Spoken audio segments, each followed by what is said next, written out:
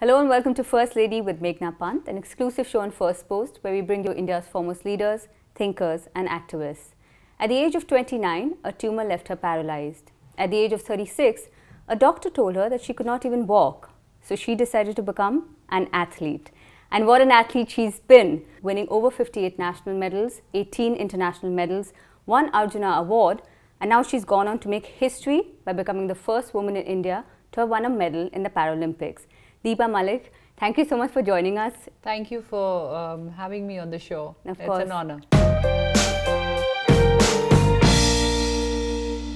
You know, you've taken disability and given it ability and so much more than what even, a lot of other people have done. I'm happy you're saying that, because that is exactly what I set out to do when I started this journey of mine, a very individual journey, which I just coined and named as Ability Beyond Disability. And it is more so influenced because we are not very accepting of disability as a society, or the infrastructure generally doesn't create an environment of inclusivity or accessibility. So you can't really blame one part of it. So I think since I had seen life walking, Yeah. and very outdoor person that I was, and suddenly I was restricted to a bed and told that I'm going to be wheelchair bound and I'm going to die in a room, and how will I ever move out, how am I going to bring up my children, Yeah. and even if I was doing physiotherapy, Yeah. they were doubting my existence. Oh my God. So I think But it you- just It amazes me that you have such a cheerful demeanor. You know, you're always, every time I've seen you, you're speaking before this, you seem very happy, and I think a lot of people will not realize that what your day-to-day routine is so difficult. You've undergone 3 spinal surgeries. You know, you don't have a stomach. You don't have stomach muscles. It must be extremely tough on a day-to-day basis. Yeah, but I think I just have fun, because the fact is that my disability requires a lot of help. Yeah. And a lot of help means a lot of people around me all the time. And the only mantra is I'm not shy of asking for help. That's great. And because I need help. And I have an amazing, fun-loving infrastructure of friends around me. But what's your day-to-day routine like then? I had to really withdraw myself from a lot of things. Yeah. For example, I had to cut my nails and not have nail art. I had to cut off the sweets. I had to improve my diet and be under a very strict diet as per the nutritionist. I had to have a very, very strict daily training regime, which included a lot of exercises, so much so that my one weight training session would go to 8,000 to 10,000 kg of weights. Another bit of sacrifice, which was that there were no holidays, there were no breaks. For how many years? Almost for 2 years. Last 2 years it took me to really prepare for the medal. A crazy part was that I was focusing on javelin as my main event. Yeah. And in 2014 I picked up my medal and my record for javelin. Yeah. And just when the list came out for Rio Olympics, after that, shot put was my major event. So I had to... So to like sort of retrain almost. I had to retrain. Wow. And from a 600 gram equipment, it changed to 3 kgs of equipment. And I was lagging behind. At least in javelin, I was in top 3-4 rankings. Yeah. Always. So much so that I think currently I'm number 2 now in both. But when it came to shot put, when I began training, I was 7th in the world. That's impressive. And even the day I went into the competition at Rio Paralympics, nobody was counting me because I was 7th, which was the last. Yeah, absolutely. So I came as a total surprise package for everyone. Some surprises are always yes. good. But tell me, Deepa, what's your happiness? You know, you mentioned the mantra, because I read that in 1999 when you were undergoing your surgery, your husband was in the Kargil war, your elder daughter had just been in an accident. Yes, you had a younger daughter who was 3 years old. Yep. And I can't imagine what you went through at that time, but you've crawled out of all this negativity and look what you've turned it into. What is your secret to your happiness? I think I do feel low. It's not that I'm superhuman or I'm not hyper at times.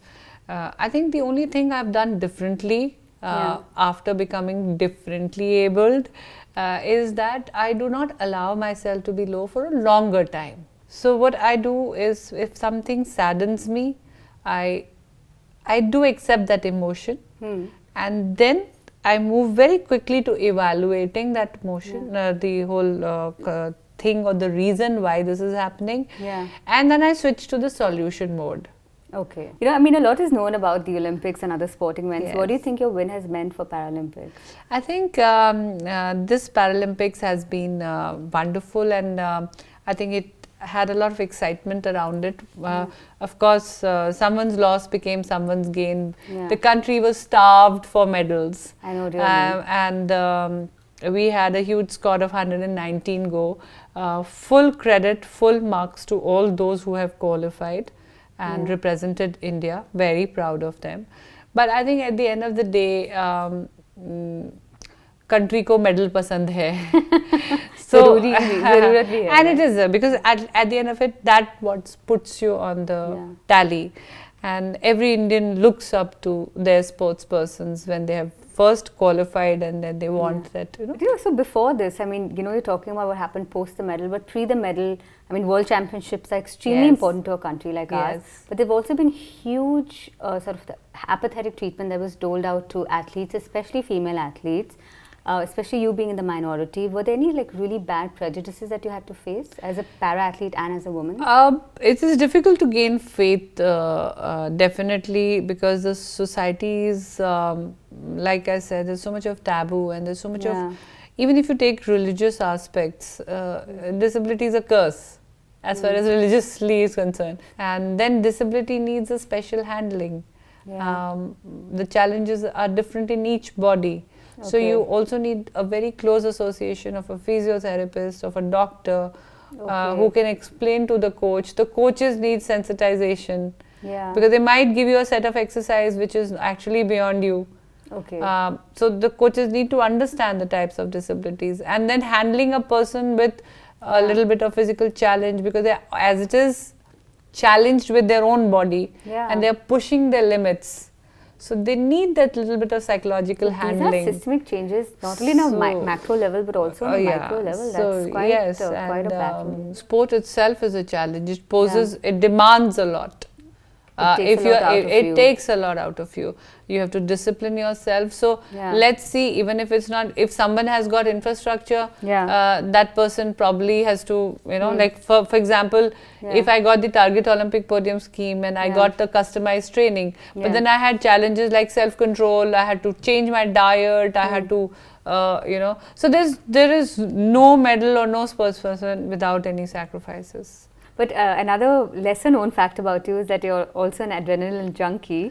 So you're a swimmer, you're a car race rally driver, you're a biker. You, I believe, swam upstream in the Yamuna. You take your car out every Sunday. Oh yes. And you've driven across Ladakh and all of that. But I think what I say, I always tap my sources of happiness. So whenever there is a monotony in life and then I really need to rejuvenate my soul, I fall back to my passions, and for me it is very important to be outdoors. I think I'll just narrate something very interesting. I was sitting next to Amitabh Bachchan ji just this evening, and I asked him, I said, sir, I have just won a medal and I have now got the taste of cameras, shoots, interviews, people meeting you, people chasing you for a photograph. So how do you do this? Because just 10 days in India and I'm like so exhausted. For you it's like years and years. He's looked at me, he smiled and he said, fresh air. So I guess it's a love of the outdoors. So it's like being on the move, being out. I think that keeps you going. And again, on a serious note, all these adventure stuff that I do, or I have done in by way of these records that I have created, they have been aimed towards awareness. A lot of my friends who are working mothers have said that society often, like, you know, judges them or condemns them and calls them bad and neglectful mothers if they're not there all the time. I can relate to that. Oh, all the time. All the time. All the time. All the time. So because I was even accused of taking away my daughter from one place and from her comfort zone for my selfishness. Oh, because God. I moved from Ahmednagar to Delhi permanently because I was fighting the battle of a government job, policies, then trying to sustain my training through corporate lectures. So then I had to be in a metro city to do all that. So one by one I shifted my daughters to Delhi. And they said, look at her, this, instead of looking after children, she is actually looking after her interests. But if you now look at it, both my daughters are scholarship students. By coming to Delhi, I gave them wonderful opportunities of interning in very good corporates, of having practical experiences and more exposure. Even if they missed the school once in a while, in the bargain they were enriched by more exposure. So that's amazing. Yeah, so I think you get so best mother. Tell those mothers, don't listen to anybody, please. The only thing which will stop you is you, and when you allow others to affect you. Absolutely. That's really good advice. Yeah. So it's time for my pop quiz now, which is a very quick round. Okay. So you have to give me either one-word answers or one-sentence answers. Okay. And it's great fun. So now you're taking me to a corner. Oh no, this is the best part. This is the most fun. All right, all right. Deepa, what is the one advice that you've received which still spurs you on? A person or a human being is custodian of your soul. So we have no business to make our soul unhappy because we are here to take care of it. That's beautiful. Yes. I'm actually going to practice that as well. Notion of India, one big blue. Looking back at 2016, shouldn't it be one big pink? Okay. Feminism. Totally. No, Hardcore feminist. yeah, but I think let's not tag it with a color. It's more a celebration of a feeling. Okay. And it's not about gender. It's not about so let's not confuse this blue with the boy blue or the girl pink. This is the Indian blue, which has always been a blue. Even I picked up my Olympic medal wearing a blue tracksuit. What do you think your greatest contribution to sports has been? I think the policies that I worked on. Now, Rio made icons out of all the women in the Olympics. Which one amongst these, which sportswoman do you admire the most? I think it'll be unfair to say pick one because each has shown amazing amount of grit. But what is the one thing that you think sportswomen deserve in India? What they deserve in India is the tag of a sports person, and let's not harp about them being a woman. Do you think girls in sports are the best way towards women empowerment? That's absolutely true. Absolutely true. A woman who has gone out and played, I think, is ready to face the world anytime. They're better in handling situations because they have experienced wins and loses, and they've lost, and they have then again shown determination to come up. They have been a part of team spirit. The one immediate thing that the government has to change about sports in India? Infrastructure. Paraplegic rights in the country, how far do we have to go? We really have to go far in terms of awareness and sensitization. The next goal for you? Immediately in sports is definitely the upcoming World Championship in athletics. That is going to happen in July. And I will do all that I can do to change the color of silver into gold. And finally, Deepa, what is the one thing you want to most be remembered for? I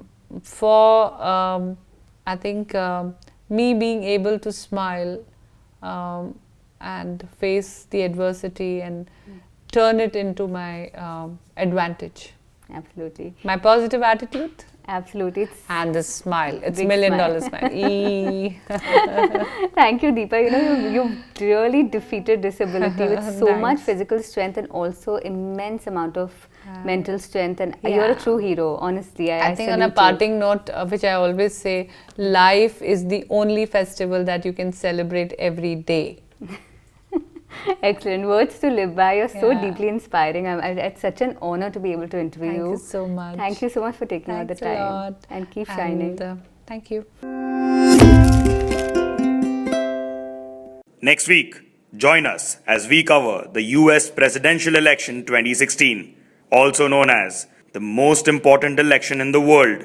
We've got minute by minute, real time, live video updates. And we are all together going to make America great again, folks. Make sure he never has the chance to bankrupt America the way he bankrupted his businesses. On ground coverage with experts in the US, live newsroom discussions, online polls, social media trends, and more. Our motto is, when they go low, we go high. India's first real-time online video coverage of the US elections, exclusively on firstpost.com.